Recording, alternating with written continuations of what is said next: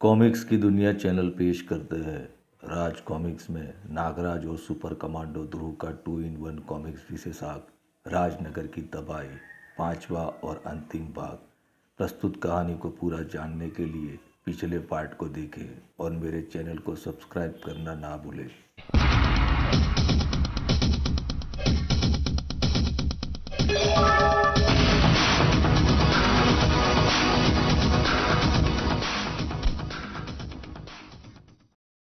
और वह शिकंजा नागराज को उसकी मौत की तरफ ले जाने लगा, यानी अपने मुंह की तरफ। और कंट्रोल स्टेशन पर हम अजीब से हथियार लिए कई सारे गार्ड कंट्रोल स्टेशन की रखवाली कर रहे हैं। लगता है मेरा शक गलत नहीं है, यहाँ पर जरूर कुछ गड़बड़ है। और वह गड़बड़ क्या है? वो ये गार्ड मुझे बताएगा। गार्ड का मुंह चिल्लाने के लिए खुला जरूर, लेकिन उसमें से कोई आवाज नहीं निकली।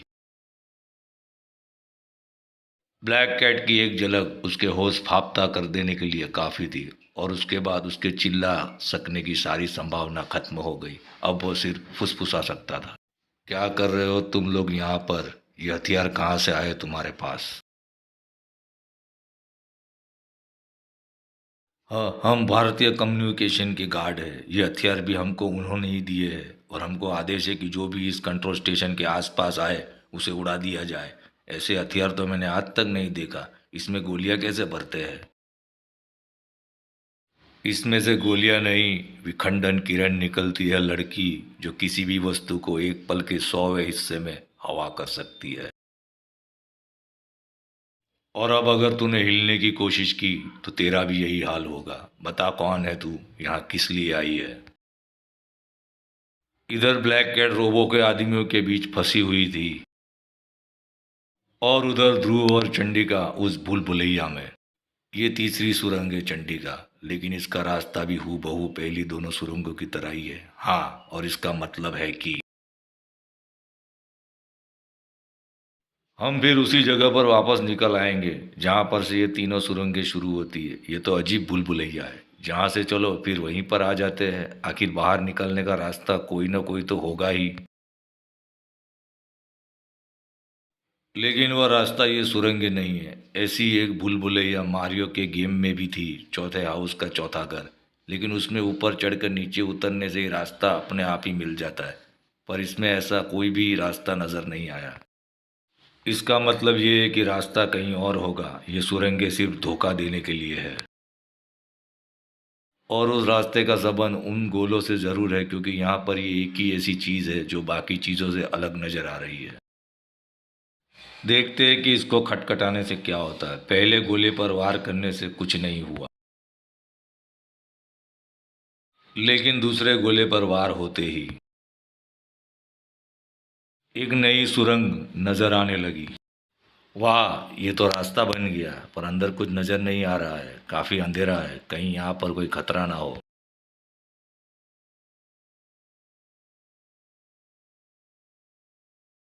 हम जब तक यहाँ पर खड़े रहेंगे, राजनगर की करोड़ों जानों पर खतरा मंडराता रहेगा। हमको जल्दी से जल्दी यहाँ से निकलकर राजनगर की तबाही को रोकना है, और उसके लिए मैं हर खतरा उठाने को तैयार हूँ। आओ। और अंदर पैर रखते ही दोनों के शरीर तेजी से फिसलते चले गए। ओह माय गॉड, ये तो जाइंट स्लाइड है ध्रुव। हम बहुत तेजी से नीचे फिसल रहे हैं। अगर नीचे हमारी स्पीड को कम करने के लिए कोई चीज़ न हुई तो हमारी हड्डियाँ बदन से अलग हो जाएगी। लेकिन उसकी नौबत नहीं आई। नीचे तक पहुंचते पहुंचते स्लाइड का ढलान काफ़ी कम हो चुका था। पता नहीं अब हम बाहर निकलकर किस मुसीबत में फंसने वाले हैं। लेकिन जिस जगह पर ध्रुव और चंडिका बाहर निकले, वहां पर कोई और मुसीबत में था। नागराज, ओ ये तो हम स्टील मॉन्स्टर के गेम में आ गए हैं। और ये तो टेक्नोमैक्नोसॉरस है। इससे बचने की कोशिश मत करो नागराज। जितना कसमसाओगे ये उतना ही तुमको दबाता जाएगा। तुम जादुई रसायन का ध्यान करो और हाथ में आते ही उसको तुरंत पी जाना। जादुई रसायन? तो ये है इस मैक्नोसॉरस का तोड़। नागराज के जादुई रसायन पीते ही गटक गटक सब कुछ सामान्य अवस्था में आ गया। ध्रुव, चंडिका, तुम लोग यहाँ पर कैसे आ गए? हम एक दूसरे गेम में फंसे हुए थे, न जाने कैसे हम उस गेम से इस गेम में आ गए तुम्हारे पास। चलो ये अच्छा ही हुआ कि तुम लोग यहाँ पर आ गए और चंडिका ने मुझे मैग्नोसोरस को मारने का तरीका बता दिया, वरना यह राक्षस मुझको मार ही डालता। अभी वीडियो गेम इफेक्ट खत्म हो गया, लेकिन न जाने फिर कब शुरू हो जाए। इसीलिए इन दोनों को यहाँ से लेकर निकल जाओ भारती। मैं, नागराज और चंडिका इस समस्या की जड़ तक पहुँचने की कोशिश करते हैं। और उस अंतरिक्ष यान में ये क्या हो गया नंबर 2? ये दोनों नागराज और ध्रुव तो अलग अलग गेमों में फंसे हुए थे, ये एक जगह पर कैसे आ गए? ये दोनों गेम एक ही कंट्रोल पैनल पे चल रहे हैं नंबर 1, इसीलिए इनका कहीं ना कहीं से कनेक्शन होना स्वाभाविक है। और यही कनेक्शन राजनगर में चल रहे अलग अलग वीडियो गेम इफेक्टों तक भी पहुंच गया होगा। दोबारा ऐसी गलती मत करना और वीडियो गेमों को तुरंत बदल दो। और राजनगर में भारती अभिषेक और उसकी मां को लेकर निकल चुकी थी। तुमने इस समस्या की जड़ तक पहुंचने की बात तो कह दी ध्रुव, लेकिन उस जड़ को ढूंढा कैसे जाएगा? वह जड़ तुम्हारे कंट्रोल स्टेशन में है नागराज, उसको ढूंढ कर नष्ट कर दो तो ये वीडियो गेम इफेक्ट भी खत्म हो जाएगा। तुम कंट्रोल स्टेशन जाकर अपना काम करो और हम लोग यहाँ पर इस तबाही को रोकने की कोशिश करते। ओके ध्रुव, गुड आइडिया। नागराज तुरंत कंट्रोल स्टेशन की तरफ रवाना हो गया। हम लोग तबाही को कैसे रोकेंगे ध्रुव? हमारा दुश्मन हर बार गेम बदलता जाएगा और हम लड़ते लड़ते थक जाएंगे। ये जो कुछ भी हो रहा है चंडीगढ़, वह किसी अत्याधुनिक विज्ञान का करिश्मा है और अत्याधुनिक विज्ञान को अत्याधुनिक विज्ञान से ही काटा जा सकता है। हम धनंजय की मदद लेंगे, उसके पास स्वर्ण नगरी की अत्याधुनिक तकनीक मौजूद है। 5th एवेन्यू समुद्र तट के बगल में ही स्थित था। कुछ ही मिनटों बाद वह आ गई डॉल्फिन। ये मेरा संदेश स्वर्ण नगरी तक पहुंचा देगी। ध्रुव और डॉल्फिन के बीच सीटियों की भाषा में बात शुरू हो गई। और तभी अचानक ध्रुव, वीडियो गेम इफेक्ट फिर से शुरू हो रहा है। और कंट्रोल स्टेशन के पास सिचुएशन कंट्रोल में है। मुझे फिलहाल बीच में पड़ने की ज़रूरत नहीं है। तुमने शायद सुना नहीं कि मैंने क्या पूछा। कौन हो तुम? मुझे तुम जैसे कीड़े ब्लैक कैट कहते हैं। जानते हो क्यों? क्योंकि मेरा पहनावा बिल्ली जैसा है, हरकतें बिल्लियों जैसी है और मेरा हथियार भी बिल्ली आई है। Jennifer, attack! जेनिफर नाम की उस बिल्ली से टकराते ही मांस के लोथड़े हवा में बिखर गए एक धमाके के साथ, और इसी पल धमाके से शुरू हो गया युद्ध का ऐलान ब्लैक कैट के पास। अब पूछताछ करने का समय नहीं था। गुंडों के पास अत्याधुनिक हथियार तो जरूर थे, लेकिन हथियारों से न कोई लड़ाई कभी जीती गई है और ना जीती जाएगी। लड़ाई में काम आते हैं तो ठंडा दिमाग, युद्ध कौशल और जीतने की एक ज्वलंत इच्छा। कमाल है, इस लड़की ने तो पलक झपकते ही सारे गुंडों को बेहोशी की दुनिया में पहुंचा दिया और मुझे इतना भी मौका नहीं दिया कि मैं इसको रोक सकूं। अरे ये कौन आ रहा है? अभी मेरा छिपे रहने ही उचित लगता है। आने वाले की खबर ब्लैक कैट को भी हो गई थी। कोई आ रहा है, ये जरूर इन कमीनों का बॉस होगा। जो भी हो, अब यही मुझको बताएगा कि यहाँ पर क्या हो रहा है। ब्लैक कैट ने नागराज के बारे में काफ़ी सुन तो रखा था, लेकिन उसको कभी देखा नहीं था। अरे ये तो वही गार्ड लगते हैं जो आने वाले थे। इस कंट्रोल स्टेशन में ज़रूर कुछ गड़बड़ है, लेकिन इसकी दयनीय हालत बनाई किसने? मैंने। ओह, कौन हो तुम? तुम्हारे गुंडों को मैं पहले ही बता चुकी हूँ कि मुझे ब्लैक कैट कहते हैं और ये जानने के बाद बेहोश में नहीं रह पाए। अब तुम मुझे बताओ कि तुम कौन हो? इस कंट्रोल स्टेशन पर तुम्हारे आदमी क्या कर रहे हैं? हालांकि तुम मुझे अपनी पोशाक से ही अपराधी लग रही हो और मैं तुम्हारे सवालों का जवाब देने के लिए बाध्य नहीं हूँ, लेकिन फिर भी बेकार के झगड़े से बचने के लिए बताता हूँ। ये कंट्रोल स्टेशन मेरे दोस्त की सैटेलाइट कंपनी का है और ये इस कंट्रोल स्टेशन के गार्ड थे जिनको तुमने बेहोश कर दिया। ओह, तो ये गुंडे तुम्हारे गार्ड थे। तो जरा ये भी बता दो कि इनके पास ये हथियार कहाँ से आए जो विखंडन किरण छोड़ते हैं और देखने से ही पृथ्वी के नहीं बल्कि किसी दूसरे ग्रह के लग रहे हैं। मुझे नहीं मालूम कि हथियार कहाँ से आए, ये बात तो सिर्फ ये गार्ड ही बता सकते हैं। ओह, यानी तुम ये नहीं जानते कि तुम्हारे ही आदमी हथियार कहाँ से लाए। लगता है उंगली टेढ़ी करनी पड़ेगी। ओह, तुम मुझे गलत समझ रही हो। सुनो, मैं ना बताओ कि इस कंट्रोल स्टेशन में क्या गड़बड़ हो रही है। इधर नागराज ब्लैक कैट को अपनी बात नहीं समझा पा रहा था और दूसरी तरफ ध्रुव खुद नहीं समझ पा रहा था कि ये सब आखिर हो क्या रहा है। ये क्या चंडिका, एकाएक आकाश में बहुत सारे लड़ाकू विमान आ गए और ये राजनगर पर बमों की बारिश कर रहे। ऐसे तो ये 1 घंटे के अंदर अंदर राजनगर को तबाह कर देंगे। इनको रोकने का क्या तरीका है। ये टोरा टोरा वीडियो गेम चल रहा है ध्रुव। ये फाइटर बॉम्बर प्लेन है। इनको नष्ट करने के लिए हमको फ्लाइंग एंटी एयरक्राफ्ट गन का सहारा लेना पड़ेगा। Flying anti aircraft gun. लेकिन एक बात का ध्यान रखना ध्रुव, इन फाइटर प्लेनों को एक ही वार में नष्ट करना होगा और उसके लिए इनके बीचों बीच में वार करना ज़रूरी है। किसी और जगह पर निशाना लगाने से ये हमारी स्थिति को भाप कर हम पर ही मिसाइल से दाग देंगे। समझ गया चंडिका, तुम चिंता मत करो। वीडियो गेम पर मेरा हाथ चाहे सदा हुआ न हो, लेकिन निशाना लगाने का मुझे बहुत एक्सपीरियंस है। और दूसरी तरफ नागराज के सब्र का पैमाना छलक चुका था। बस बहुत हो गया। अब तुम मुझे बताओगी कि तुमने इस कंट्रोल स्टेशन में क्या गड़बड़ी की है। ये नागरस्सी। ओ, तो तुम नागराज हो और तुम अपने दोस्त को बचाने के लिए अपराधियों का साथ दे रहे हो।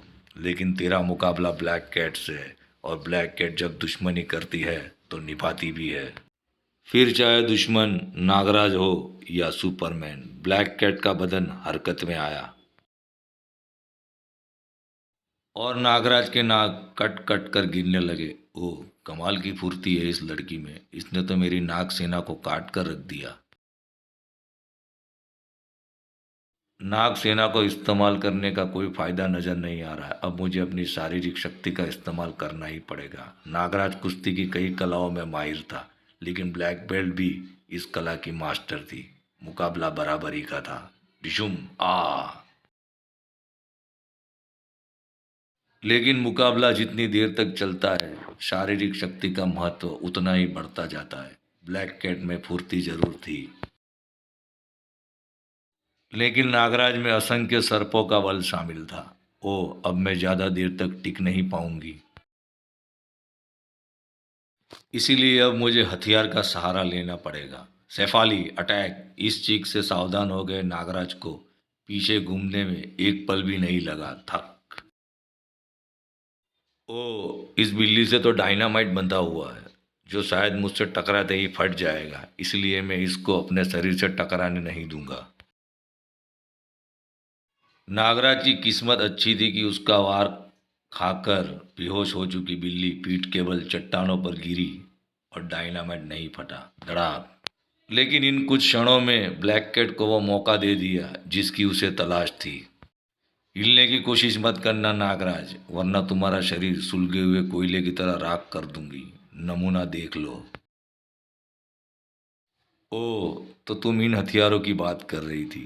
ये तो सचमुच पृथ्वी के नहीं लगते,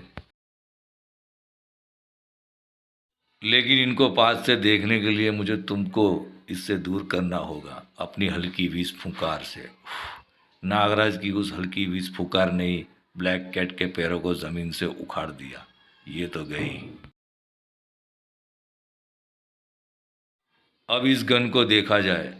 अरे, ये तो सचमुच किसी अत्याधुनिक तकनीक से बनी हुई लगती है, जैसे किसी और ग्रह से आई हो। कहीं ऐसा तो नहीं है कि राजनगर में हो रहे इन वाक्यातों के पीछे दूसरे ग्रह वालों का हाथ हो और वे मेरे कंट्रोल स्टेशन के जरिए वे सिग्नल भेज रहे हो जो राजनगर में तबाही फैला रहे हैं। मुझे तुरंत ध्रुव को ये बात बताकर और गन दिखाकर अंतरिक्ष वैज्ञानिकों की मदद लेनी चाहिए। मदद ले लेना, ज़रूर ले लेना, लेकिन पहले मुझे तुम्हारे दिमाग की तारीफ तो कर लेने दो नागराज। इमेज का अभिवादन स्वीकार करो नागराज। और उसके साथ साथ मेरी वे शोक संवेदनाएं भी स्वीकार करो जो मैं तुम्हारे मरने के बाद तुमको नहीं दे पाऊंगा। तेज हवा के एक झोंके ने नागराज को उठाकर फेंक दिया।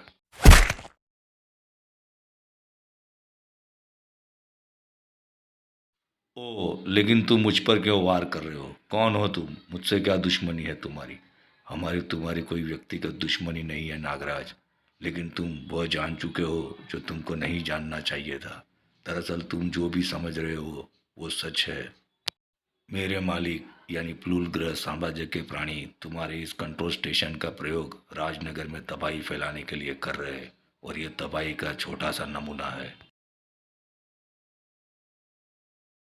जल्दी ही इस तबाही का प्रयोग पूरी दुनिया के हर शहर में किया जाएगा। तबाह कर दी जाएगी यह मानव जाति, और पृथ्वी पर कब्जा करेगा प्लूम साम्राज्य। लेकिन तुम सब न बताने के लिए जिंदा रहोगे और ना देखने के लिए। अरे, मेरे सर्प इसके आर पार जा रहे हैं, यानी ये सिर्फ एक परछाई है। हाँ, और मेरा प्रक्षेपण भी तुम्हारे सैटेलाइट रिसीवर द्वारा ही हो रहा है। मैं ऊर्जा का एक रूम हूँ, और मेरी शक्तियाँ भी ऊर्जा से ही चलती है। जैसी मेरी ये किरण तुम्हारे ऊपर का वायु का दबाव बढ़ा देगी, और इतना बढ़ा देगी कि तुम खड़े भी नहीं हो पाओगे। ओह, सचमुच मेरे चारों तरफ की हवा भारी हो रही है। मैं खड़ा भी नहीं हो पा रहा हूँ। मुझे मुझे सांस लेने में दिक्कत हो रही है। इधर नागराज इमेज से जूझ रहा था, और दूसरी तरफ ध्रुव और चंडिका वीडियो इफेक्ट का मुकाबला कर रहे थे। ओह, मेरा निशाना चूक गया। यानी अब ये मुझ पर मिसाइल से हमला करेगा। और साथ ही साथ दूसरा फाइटर प्लेन भी मेरी तरफ आ रहा है। मैं दोनों के साथ एक साथ नहीं निपट सकती। अब एक ना एक तो मुझको। ओह, थैंक यू ध्रुव। घबराओ मत चंडिका। अब सिर्फ दो ही प्लेन बचे हैं, जिनमें से एक तो गया। अब दूसरा वार आखिरी वार होगा। नहीं ध्रुव, इस आखिरी फाइटर प्लेन को मत मार गिराना, क्योंकि इस प्लेन को मार गिराते ही गेम खत्म हो जाएगा। सब कुछ गायब हो जाएगा, ये फ्लाइंग एंटी एयरक्राफ्ट गन भी। और हम इतनी ऊंचाई से सीधे जमीन पर आ गिरेंगे। ओ, यानी ये प्लेन राजनगर पर बम गिराता रहेगा, और चुपचाप दर्शक बने हम देखते रहेंगे। एक तरफ राजनगर जल रहा था, और दूसरी तरफ नागराज राजनगर को बचाने की जी तोड़ कोशिश कर रहा था। मुझे एक एक इंच खिसकने के लिए अपनी पूरी नाक शक्ति को लगानी पड़ रही है, लेकिन मुझे डिश एंटीना तक पहुंचना ही होगा, ताकि मैं उसको नष्ट करके उस तक आने वाले सिग्नलों को भी नष्ट कर सकूं। ओह, तू तो अभी भी सरक सकता है, यानी मुझे हवा का दबाव और बढ़ाना पड़ेगा। ओह, अब तो सांस लेना भी असंभव हो रहा है। लेकिन अगर मैंने इस वक्त हिम्मत हार दी तो न मैं बचूंगा और न राजनगर। इसलिए मुझे हर हाल में डिश एंटीना तक पहुंचना ही होगा। लेकिन मैं इसको उखाड़ कर नहीं फेंक पाऊंगा, क्योंकि मेरे हाथ पर वायु दबाव इतना ज़्यादा है कि मुझसे हाथ भी मुश्किल से हिलाया जा रहा है। अब एक ही रास्ता है मेरी सर्प सेना। वह डिश एंटीना के नीचे की ज़मीन को खोदकर इतना पोला कर देगी कि ये एंटीना अपने आप ही गिर जाए। अरे, ये क्या? वायु दबाव इतना अधिक है कि मेरी सर्प सेना मेरे शरीर से बाहर ही नहीं आ पा रही है। यानी अब कोई रास्ता नहीं है। लेकिन रास्ता खुद चलकर नागराज के पास आ रहा था। नागराज पर हमला करने वाली बिल्ली को होश आ गया था, और वो अपनी मालकिन का आदेश अब तक भूली नहीं थी।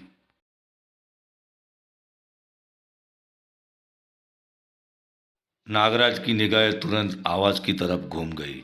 यह बिल्ली, ये होश में आ गई, और ये फिर से मुझ पर हमला कर रही है। यानी वायु दबाव मुझ तक ही सीमित है, वरना यह बिल्ली ऐसी छलांग न लगा पाती। अगर मैं अपना पैर हिलाकर इस बिल्ली को सही जगह पर एक सही किक लगा सकूं,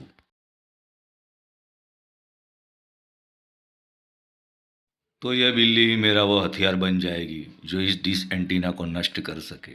नागराज की किक एकदम सटीक थी। बिल्ली हवा में उड़ती हुई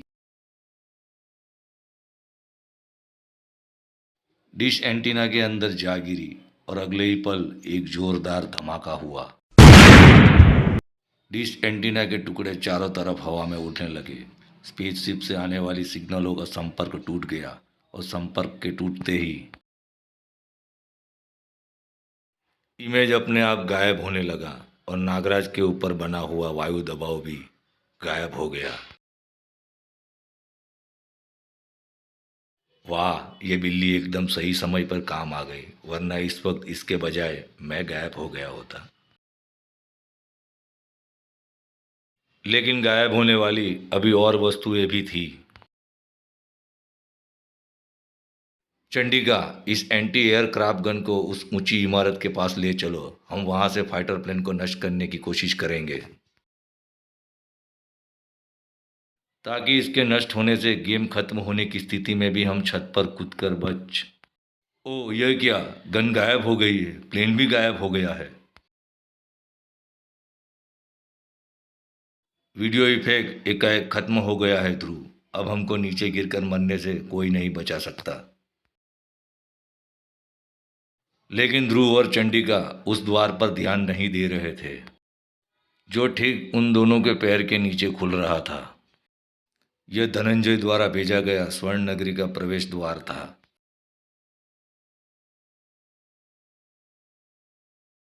और उस रहस्यमय यान पर यह क्या हुआ नंबर 2। सारी स्क्रीनें एकाएक साफ कैसे हो गई। कंट्रोल स्टेशन का डिश एंटीना नष्ट हो गया है नंबर 1, और उसके नष्ट होने से पृथ्वी से हमारा संपर्क खत्म हो गया है। ओह, यानी हमारा अब तक का सारा सोचा हुआ प्लान मिट्टी में मिल गया। अब एक ही रास्ता है, हमको क्रूटू लोगों को खबर पहुंचने से पहले ही इस ग्रह पर कब्जा करना होगा। और उसके लिए हमको पृथ्वी पर से इन मानव नाम के कीड़ों को हटाना पड़ेगा। विखंडन लहर को छोड़ने की तैयारी करो। वह लहर इन मानवों के शरीरों को अणु में बदल देगी और समुद्र के तल में बसी स्वर्ण नगरी में शुभागमन ध्रुव।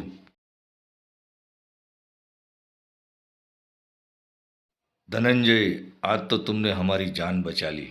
डॉल्फिन से तुम्हारी खबर मिलते ही मैं तुम्हारी समस्या के बारे में छानबीन करने जुट गया था, और जब जवाब मिल गया तो मैंने तुमको ढूंढना शुरू कर दिया। जवाब मिल गया क्या? क्या है जवाब? इधर आओ, इस सुदूर दर्शन पर देखो। ये स्पेसशिप है राजनगर में हो रही तबाही की जड़। ये पृथ्वी पर जो किरणें भेज रहे थे, मैंने उसी के द्वारा इनको पकड़ा है। किसकी है ये स्पेसशिप? ये स्पेसशिप प्लून साम्राज्य की है, और इसको मैं इसलिए पहचान गया क्योंकि हमारे ऐतिहासिक संग्रहालयों में इनका भी उल्लेख है। ये पहले पृथ्वी पर आ चुके हैं। राक्षसों यानी रक्ष जाति का साथ देने के लिए, लेकिन उस बार हमने इन्हें मार भगाया था। धनंजय ध्रुव को प्लून और क्रुट्टू साम्राज्य की दुश्मनी के बारे में बताता चला गया। लेकिन अभी इनको कैसे रोकोगे? तुम लोगों के पास तो हथियार है ही नहीं। हथियार है ध्रुव, लेकिन हम उनका प्रयोग नहीं करते। क्यों?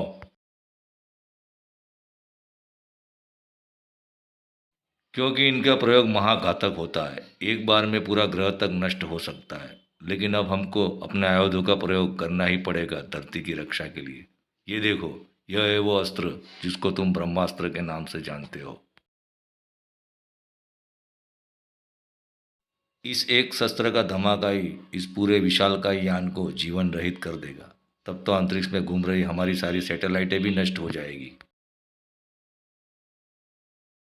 नहीं ध्रुव, ये प्रक्षेपास्त्र ऐसी विकिरण किरणें छोड़ता है जो सिर्फ जीवित कोशिकाओं पर ही असर करती है, और इस वक्त अंतरिक्ष में इन प्लून प्राणियों के अतिरिक्त और कोई जीवित वस्तु नहीं है। और कुछ ही पलों बाद अंतरिक्ष में एक तेज रोशनी चमकी। ब्रह्मास्त्र से निकली विकिरण की किरणें स्पेसशिप की दीवारों को चीरती हुई अंदर छा गई।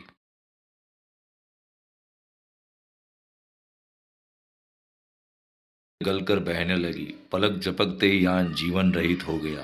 किसी भी बटन को लिए कोई उंगली बची ही नहीं थी।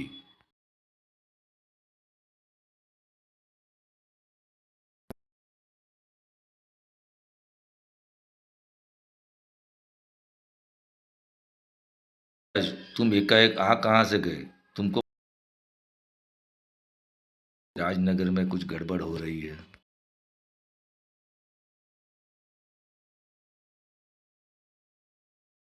तुम नागराज से बाद में पूछते रहिएगा। मेहर के पुनर्निर्माण के लिए 1 करोड़ का